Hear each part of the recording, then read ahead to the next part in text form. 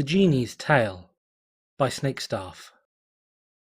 One day in windswept Saddle Arabia, a stranger came to town. He was nothing special to look at, an off-white unicorn of average height, with a subdued orange mane. His cutie mark was an image of an opening scroll, and his clothes were simple, brown, and practical.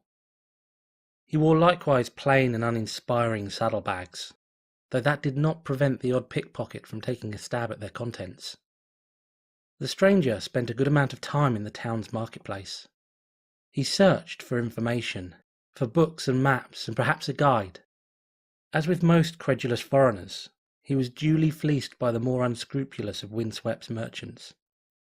But he persevered, seeking after a place he had read of in a book in his far-off land. Most he talked to didn't know of what he sought, and the more honest told him so. For those who did know of it, it was considered a cursed place, and it was best shunned by those with sense. Of course, in all places and times, one rule holds firm: money talks. And the stranger was not without means. Eventually, he found a horse willing to take him to where he wanted to go and back, though not to go in with him, of course. So they packed their bags with supplies purchased from the guide's sister, slept peacefully through the night, and left at dawn the next day. The Saddle Arabian desert is hot and fierce, like few others in the world. Even the most experienced of equines are wise to stick to established routes, lest the sun or bandits, or tatzelworms in the end claim them. Local folklore tells of restless spirits of slain travellers wandering the dunes, jealous of the living and hungry to drag others down to their fate. Even those who put no stock in superstition must be wary of sandstorms, hungry predators, and the unrelenting heat. So it was that the stranger's journey lasted for 3 days and 3 nights. Though they avoided the worst of the sun's rays by travelling through the morning, evening and nights, the way was still perilous. Had it not been for his guide, the pony would have surely been eaten by the vicious brood of titanic scorpions they stumbled across. Only his quick thinking and experience averted the end.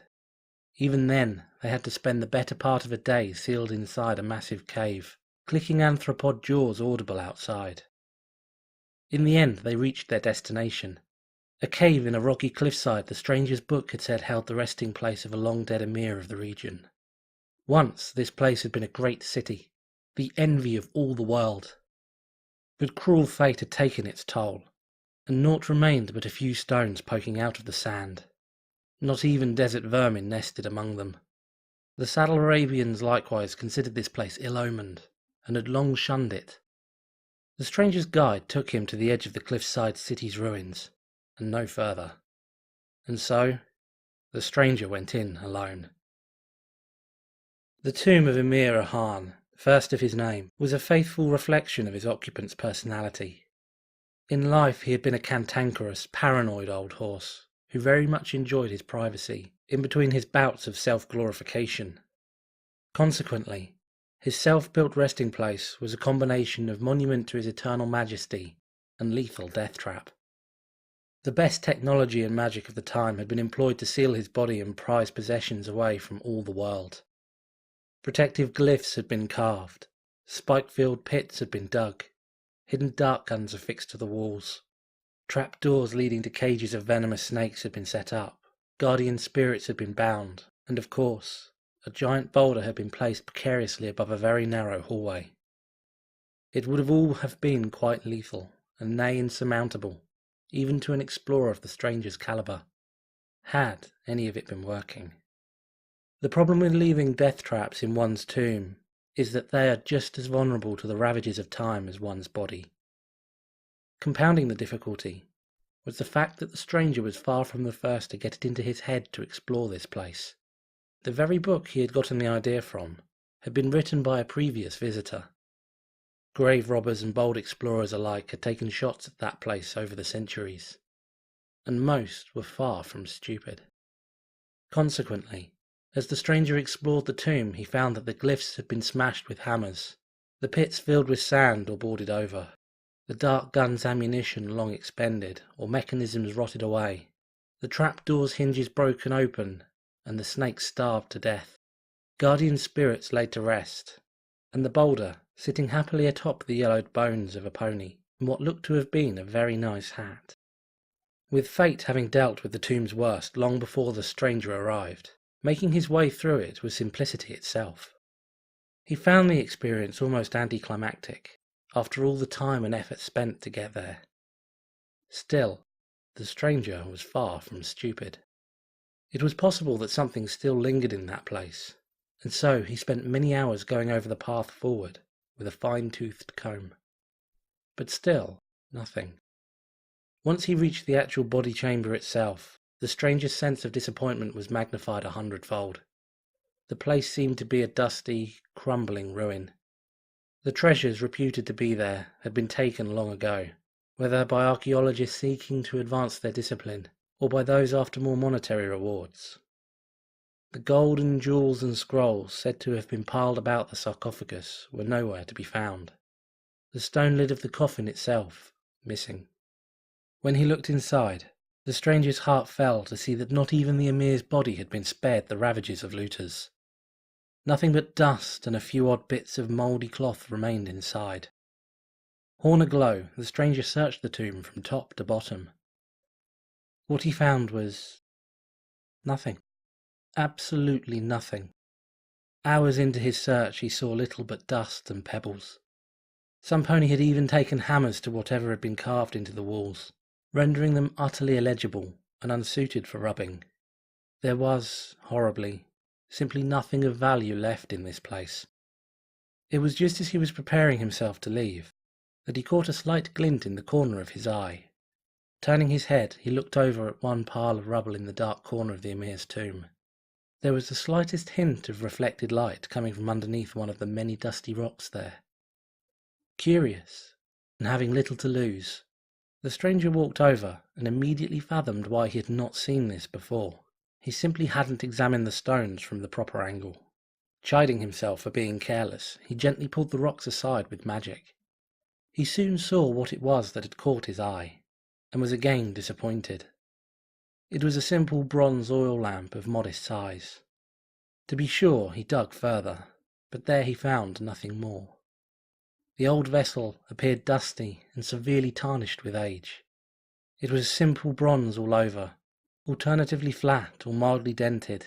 It lacked any distinguishing marks, symbols, or artistry. So utterly generic that the stranger could not even hazard a guess at its age or origins. It could have been part of the emir's belongings and have simply been tossed aside as worthless, or perhaps was simply a lost possession of a previous visitor. The stranger briefly considered throwing the old thing aside himself, but quickly thought better of it. It was the only thing he'd found of even minor historical value in this place. Worst came to worst, it was a souvenir to add to his collection back home. Still a dismal result, considering all the effort and money he'd had to invest in getting here. He moved to place it into his saddlebags, but in doing so brought it too close to his nose. His sneezing echoed through the empty tomb. When it finally finished, he looked irritably down at the dusty bronze lamp. Muttering to himself, the stranger pulled a small cloth from his bags and set to cleaning the thing, or at least ridding it of dust. It only took a few seconds for the lamp to explode. One moment, it was just an inert lump of bronze in the stranger's hooves. The next, its spout went off like a firework, flash and bang and all. The startled pony dropped the lamp to the stone floor and scrambled backwards, heart racing. The little lamp unleashed a truly prodigious quantity of golden fire, forming a miniature hurricane that whipped through the dusty tomb. The stranger squeezed his eyes shut as it swept over him. Astonishingly, though the flames warmed his skin to the touch, they did not burn. Then, just as suddenly as it had burst onto the scene, the fire retracted itself. It flowed back across the chamber, collecting in a swirling tornado above the toppled oil lamp. That too folded in on itself. The stranger watched in an unusual combination of fear and fascination as the flames took on a vague equine shape before becoming more and more solid with each passing second. At length the fire was gone altogether, and in its place stood the strangest mare that the stranger had ever seen. She was tall, taller than any pony of his country, and even larger than the stallions of Saddle Arabia. Her coat was a pure white. Her mane and tail both flickered flames of orange and gold that drifted in a non-existent wind. Thick golden bracelets, or perhaps cuffs, encased her two front ankles, while the base of her neck was bound tightly in a shimmering bejeweled golden brace. A ruby dangled from her horn. She was undeniably beautiful, but what really caught the stranger's attention was that she had a horn and wings. That was impossible. Every pony knew that. So what was this? The mare's head rose slowly, as if unused to doing so. The two ponies' eyes soon met, whereupon her body instantly went ramrod straight. Her face acquired a blank, almost mechanical expression as she lowered her head into a bow. "Master mine, my will thine," she said. "Render to me your wishes 3, and I shall see them done." And then the mare blinked and shook her head, groaning audibly. She ruffled her wings and then stretched herself out while the confused stallion watched. Once again she raised her head, and they made eye contact. "Oh," she muttered, sounding dazed. "Hello there." The stranger scooted back a few steps. The mare shook her head again before speaking. "Don't be afraid," she said in a gentle, soothing tone. "I am not here to hurt you." He did not believe her. What? The stranger's mouth suddenly felt dry, while his eyes widened. Sweat trickled down the back of his neck. This was bad. This was very bad. It was well known among those of the adventuring disposition that spirits in ancient ruins were always dangerous. Whether imprisoned or there voluntarily, they were almost invariably driven mad by isolation and violently insane. Some were guardians, by choice or conscription, set utterly on the extermination of intruders. Many others were jealous creatures, seeking to steal the life or flesh of the living. Still more were simply mindless creatures of predation, taking residence in decaying ruins out of sheer convenience. No matter which type it was, many such spirits were deceptively beautiful. A pony who did not keep his wits in their presence soon bitterly regretted it. A pony who listened to them, even more so. "I said, don't be afraid," the radiant mare answered. "I am not here to harm you. I cannot harm you. It is forbidden." The stallion's eyes drifted slightly to the side, towards the way he had come in the inviting darkness. His legs twitched, and he backed up another step. "You called for me, master," she continued. "and I am here. What is your—" The stranger turned and bolted as hard as he could. "Wait, please!" he heard the mare calling out after him. The stallion ignored the sound, certain that if he returned she would consume him. Instead, he ran and ran through the empty tomb as fast as his hooves could take him. Through the stone and darkness and ruined traps he raced, desperate to avoid the fate assured to those who roused a spirit's hunger. For once in his life he wished to be one of the barbaric Pegasi, that swift wings would carry him from here. Alas for him, it was not to be. The golden fire seeped from the very walls themselves, once again forming a whirling tornado directly in his path. As he cursed the malady that left him unable to teleport, the mare stepped forth once again. Her tall form and flared wings blocked the tunnel completely.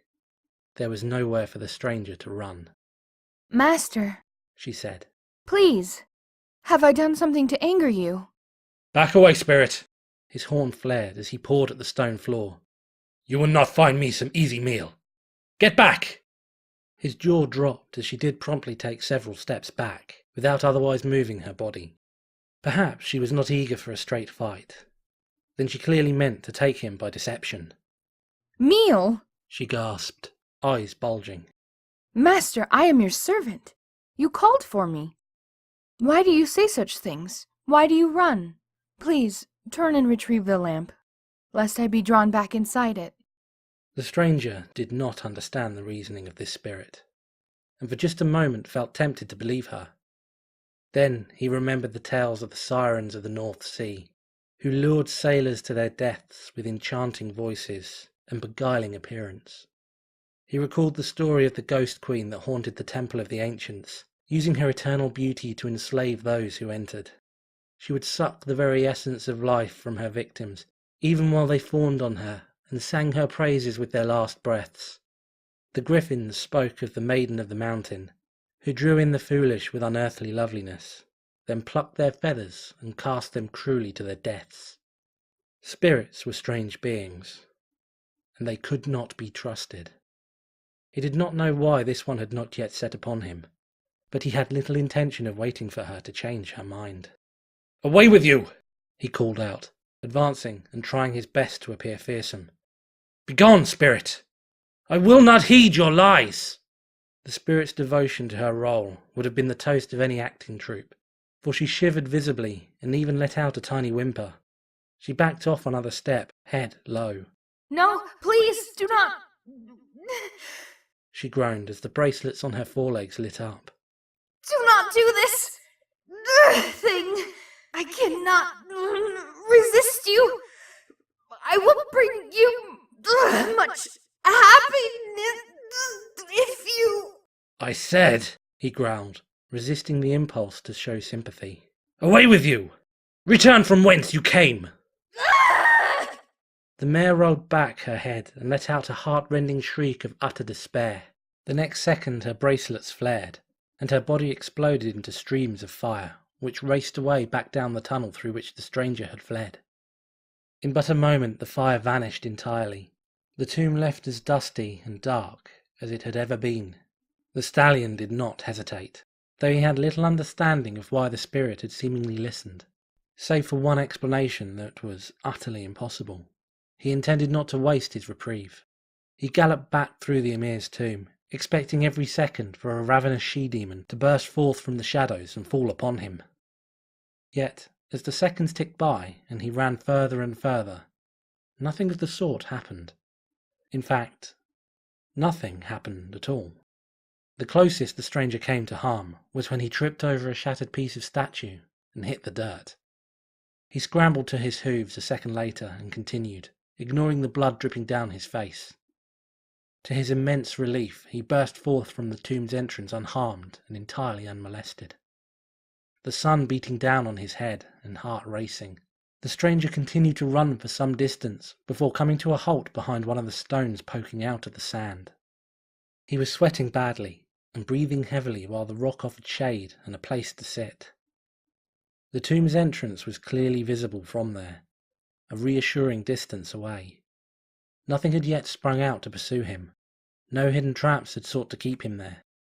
There was a high chance that the spirit was bound to the tomb, and in any case the stranger himself was bound to the area until his guide returned for him in 3 days' time. He knew that he could not survive the desert alone.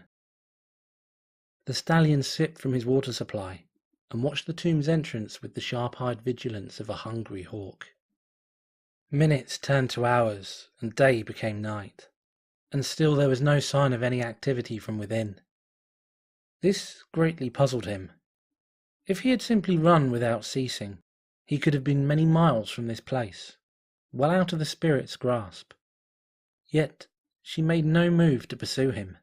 She had made only a feeble attempt to even force him to stay. Why? What could she possibly gain from pretending to obey him? Why would she allow him to leave so easily? It did not make sense. Spirits haunted ancient ruins. They claimed the lives of mortals unlucky enough to wander into their path.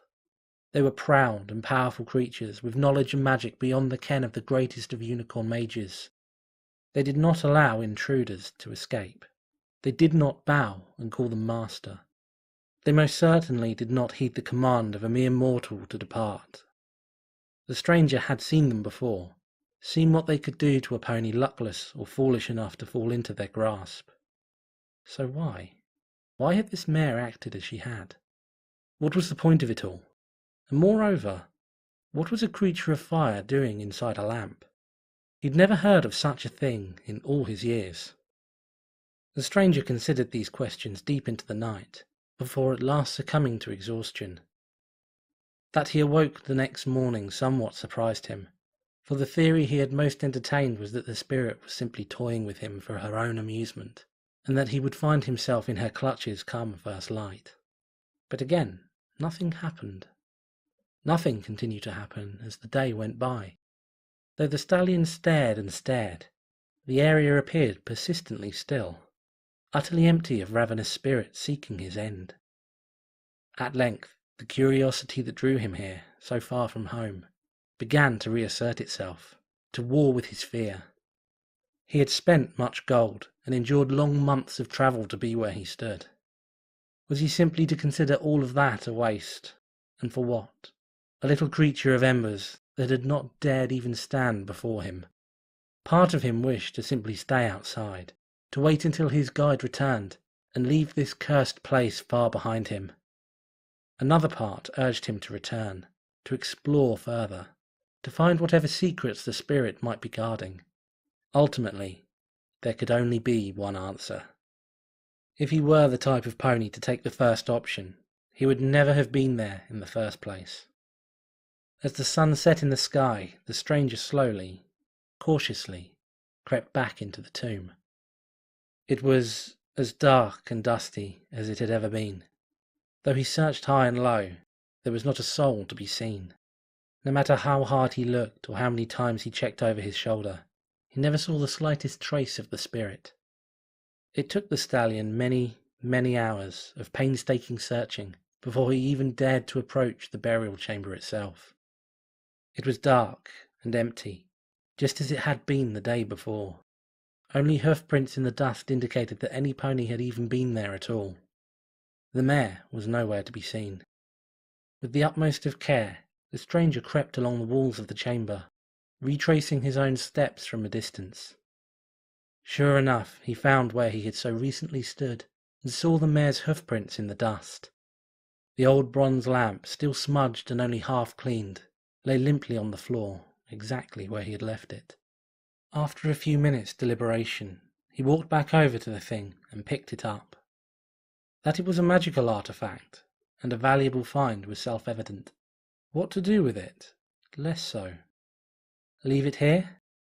But then what of the knowledge that could be gained from it?